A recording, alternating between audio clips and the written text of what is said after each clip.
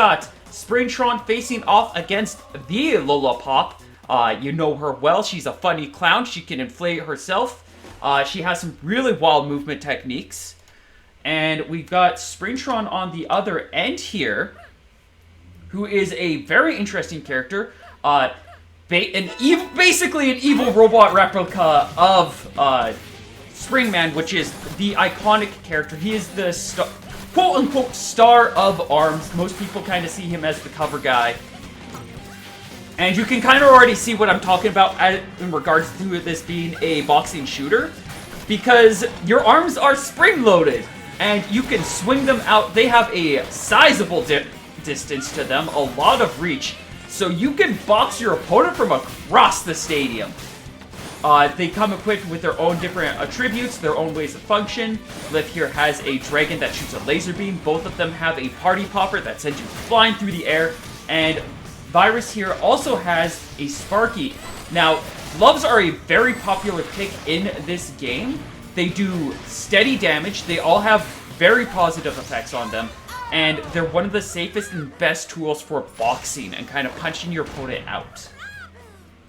We'll have to see how things kind of play out in that regard, but as it currently stands, Glyph is already taking the first point here. This will be a best of 5, with each point of said best of 5 requiring you to win a mini best 2 out of 3 scenario. So Glyph has claimed the first point, needs one more win to be able to claim the second point here. Virus trying to stop it by pop and rush, but Glyph is going to be able to deny it with some safe pokes, some safe jabs. And out comes this rush. That is a perfect game. Glyph did not take a single point of damage there, and is going to secure game 1 in this best of 5. Very nicely done. Very well shown. And I'm definitely a little rusty because I haven't even gotten everything set up yet. So we're just going to throw in Mausoleum here as the stage. Very beautiful little graphic. To anybody who likes it. Yes, I did make this myself. Well, there are a lot of assets that I have claimed from various areas, and I've kind of done some scrap star magic on it to make it look the way it does. The font, community made. The back graphic was a screensaver back in the day from ARMS. The ARMS on a online graphic that you see in the bottom left there, that was actually designed by Frosty. So mostly I've just kind of moved things around and made them fit and make them look good. Hope you enjoy the appearance. Heading into our next round, we are going to a pretty new stage in the competitive backroom rule set. We've got Ribbon Ring coming in as a counter pick choice. Many moons ago, it was banned from the competitive scene, but it is seen its chance in the spotlight once again.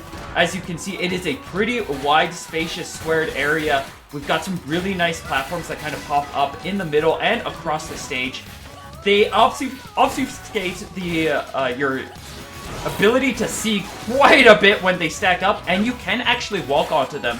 There's a couple of thicker blocks as well that can be a little more effective at stopping hits, but we'll have to see if they kind of come up. They basically work as temporary walls, and they are a menace when they happen. Virus trying to play things really carefully there, definitely feeling some anxiety coming from him as he tries to find a way to close in on Glyph, who just has safer arms. When it's a matchup of Sparky versus Toaster, the Sparky loses 9 times out of 10. Even if the Sparky user is a better player. That's just the difficult thing about Sparky is it is very powerful in its ability to get a shock into a combo of any source because the electricity causes a very strong stun that you can follow up with. But there's a lot of frame data that goes into these weapons, and the Sparky's one of the slowest of the gloves. So if you see a red fiery glove, know that the Sparky's days are numbered. Virus trying to charge up that EMP state, get that fully empowered, beefed up state, but he's really struggling to handle this matchup right now. Kind of getting zoned out. You can see Virus is trying to play a more he generally has been trying to play a more patient zoner game. just on the basis that whenever he gets close, he's feeling like he's getting a little trounced here.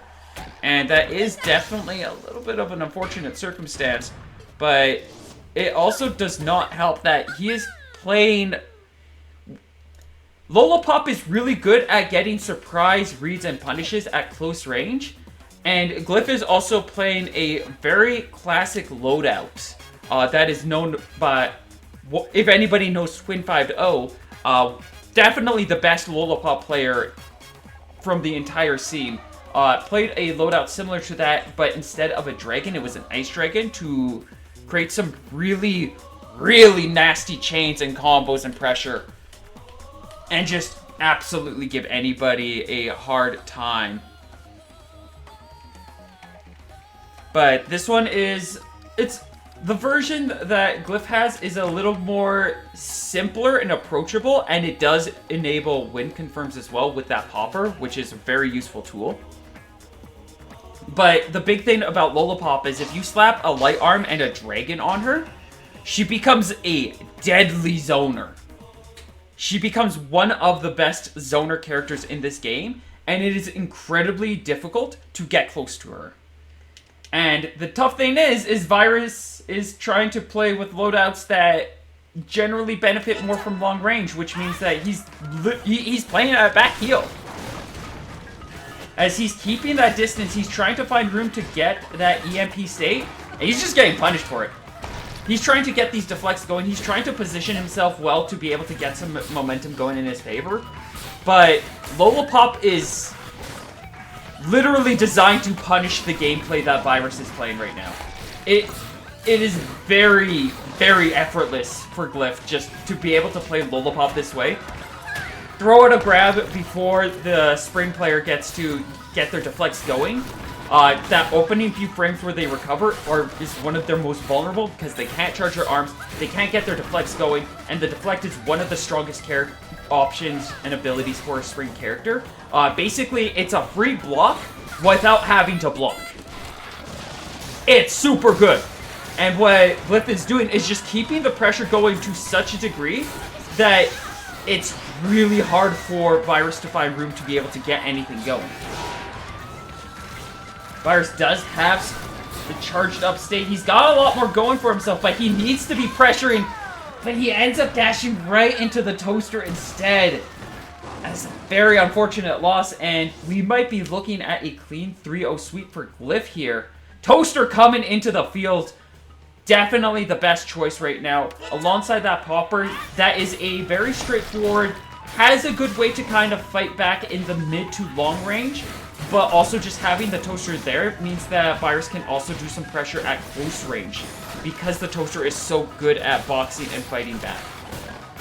Oh no, that's Marbles. My mistake. That's my mistake. This is Marbles. I'm getting this mixed up, and we're gonna... The names mixed me up. I get a little confused. Heavy pressure from that rush. Marbles is at critical condition.